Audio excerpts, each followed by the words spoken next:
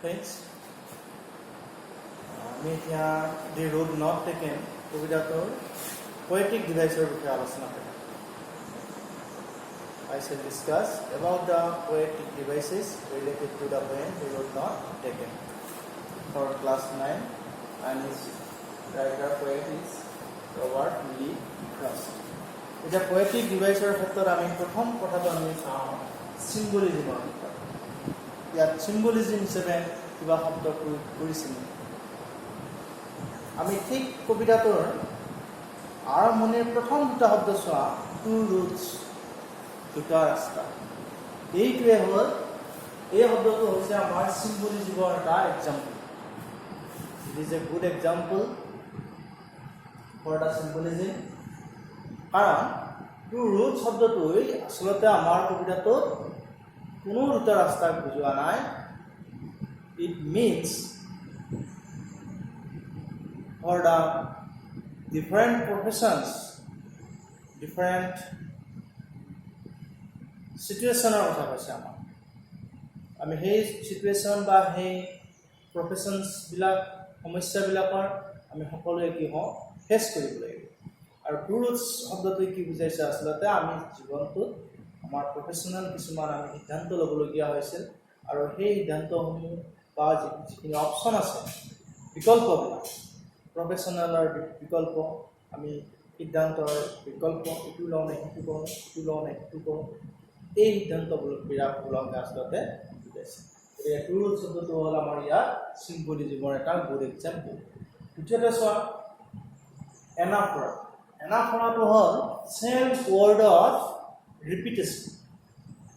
চেম ৱৰ্ডৰ বিভিন্ন লাইনত, বিভিন্ন ষ্টেঞ্জাত, বিভিন্ন লাইনত চেম ৱৰ্ডৰে আৰম্ভ হৈছে নেকি, বা চেম ৱৰ্ড লাইনটো ৰিপিট হৈ আছে নেকি।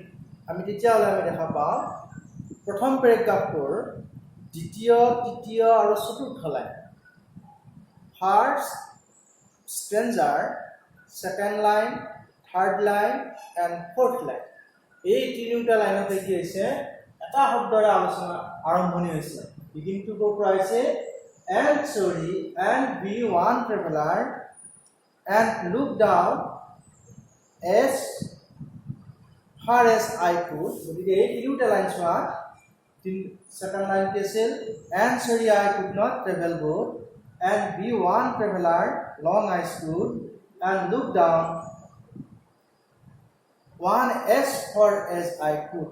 এই গোটেইকেইটা লাইনত প্ৰথম লাইন, দ্বিতীয় লাইন, তৃতীয় লাইন, চতুৰ্থ লাইনত একেটা শব্দৰ ৰিপিটেশ্যন আছে, আৰু এইটোক আমি কি বুলি ক'ব, এনাফৰা, চেম ৱৰ্ডৰ ৰিপিটেশ্যন হৈছে। তাৰপিছত চোৱা ৰাইমছ, এটা ভেৰি ভেৰি ইম্পৰ্টেণ্ট ৰাইমছ। চোৱা ইয়াত গোটেইকেইটা পেৰেগ্ৰাফতে একে ৰাইমছ মিলোৱা আছে, ছন্দৰ উচ্চাৰণৰ মিল।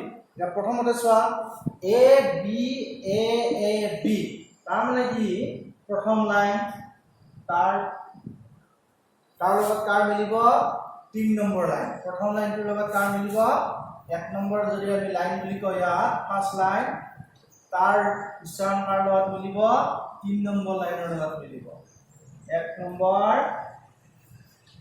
3 নম্বৰ লাইন, আৰু 3 নম্বৰ লাইনৰ কাৰ লগত মিলিব, 4 নম্বৰৰ লগত মিলিব। 4 লগত ৰাইমছ মিলিব। গোটেইকেইটা পেৰেগ্ৰাফত একে ৰাইমছ আছে, যে 1 নম্বৰ লাইন, 3 নম্বৰ লাইন আৰু 4 নম্বৰ লাইনত ৰিপিটেশ্যন হৈছে, মিলিছে নাই, ছন্দ মিলিছে। আৰু কি হৈছে, 2 নম্বৰ লাইন আমি বি বুলি যাক কৈছোঁ, তাৰমানে 1 নম্বৰ লাইনটোক আমি এ বুলি কৈ তাৰ লগত মিলাকেইটাক এ উপাধি দিছোঁ, আৰু 2 নম্বৰ লাইনটোক বা দ্বিতীয় উচ্চাৰণক আমি বি বুলি কৈ তাৰ লগত মিলাকেইটা আমি চিম্বলাইজ কৰিম, আমি ইণ্ডিকেট কৰি দিম। 2 নম্বৰ লাইনটোক আমি বি বুলি কৈছোঁ, আৰু 2 নম্বৰ লাইনটো তাৰ লগত মিলিছে 2, 3, 4, 5 নম্বৰ লাইন। দুটা ৰাইমছ আছে, এটা ৰাইমছ 1, 3, 4। এতিয়া চোৱা 1 লাইনটো চোৱা উড, 3 নম্বৰ লাইন চোৱা ষ্টুড, 4 নম্বৰ লাইন চোৱা কুড, আকৌ 2 নম্বৰ লাইন চোৱা বোট, 5 নম্বৰ লাইন চোৱা আণ্ডাৰ গ্ৰোভ। ঠিক তেনেকৈ দ্বিতীয় ষ্টেঞ্জাৰো সেই একে, তৃতীয় ষ্টেঞ্জাৰো একে, চতুৰ্থ ষ্টেঞ্জাৰো একে।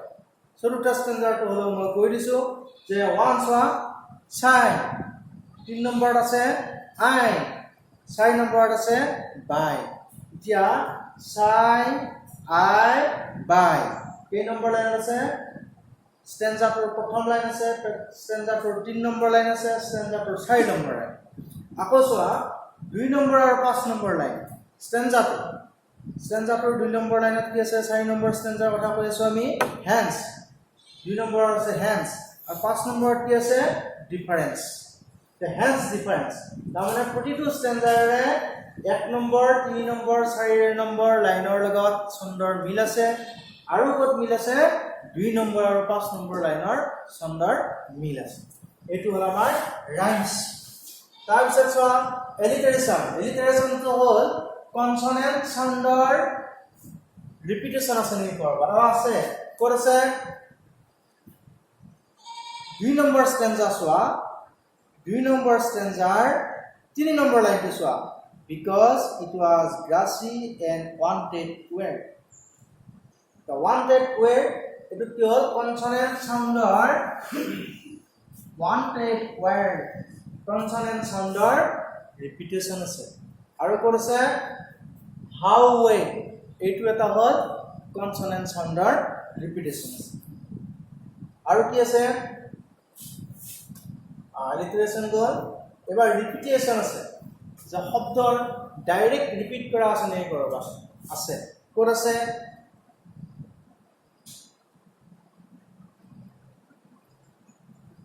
5 নম্বৰ 4 নম্বৰ প্যাৰাগ্ৰাফ চোৱা 4 নম্বৰ প্যাৰাগ্ৰাফৰ 2 নম্বৰ লাইনটো চোৱা edges and edges hence the edges আৰু এজেস